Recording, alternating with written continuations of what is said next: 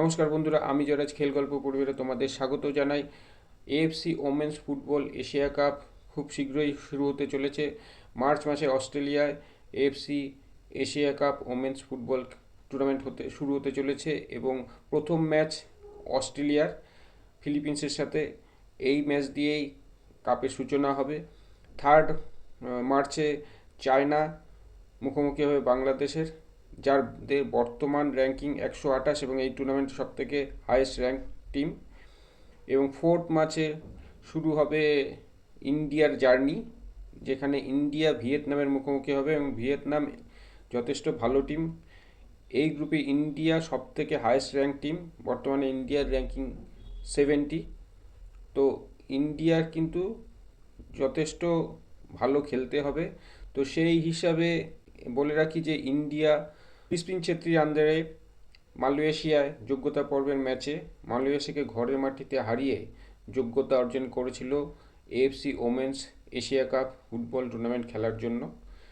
এবং ভারতীয় football board মানে এআইএফএফ এখন চিন্তা করছে যে এই টুর্নামেন্টে ভালো কিছু করতে গেলে একজন এক্সপিরিয়েন্সড কোচের প্রয়োজন, যিনি কিনা এরকম ধরনের বড় টুর্নামেন্টে কোচিং করিয়েছেন। তো সেই হিসেবে এআইএফএফ কোস্টারিকান কোচ অ্যামেলিয়া ভালভার্দেকে অ্যাপ্রোচ করেছেন এবং তিনি রাজি হয়েছেন, কিন্তু স্বল্প মেয়াদী চুক্তিতে।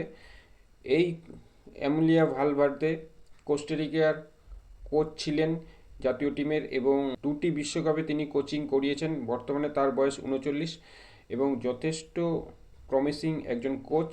তার অভিজ্ঞতা নিয়ে ভারতীয় টিমকে যদি তিনি কোচিং করান এবং এই টুর্নামেন্টে নামেন, আশা করি যে ভারতীয় ফুটবল টিম উপকৃত হবে এবং যথেষ্ট ভালো রেজাল্ট করবে। ভারতের যে গ্রুপটি আছে সেটিও খুব কঠিন গ্রুপ। তাদের গ্রুপে আছে জাপান, যাদের বর্তমান ফিফা র্যাঙ্কিং 7। তো যথেষ্ট কঠিন গ্রুপ, মানে ভারতের 70 আর জাপানের 7। দ্বিতীয় টিম আছে ভিয়েতনাম এবং চাইনিজ তাইপে। তো ভারতকে যদি ভালো কিছু করতে হয় অবশ্যই এদের সাথে খেলে এবং জিততে হবে। তো আমরা অবশ্যই বলবো যে let's hope for the best. ফুটবলে বা যে কোনো খেলায় অঘটন যখন তখন ঘটতে পারে, কিন্তু এরকমও দেখা যাচ্ছে যে লো র্যাঙ্ক টিম হাইয়েস্ট র্যাঙ্ক টিমকে হারিয়ে দিয়েছে। তো সেই হিসাবে আমরা তো আশা করবি যে ভারত একটা ভালো রেজাল্ট করবে।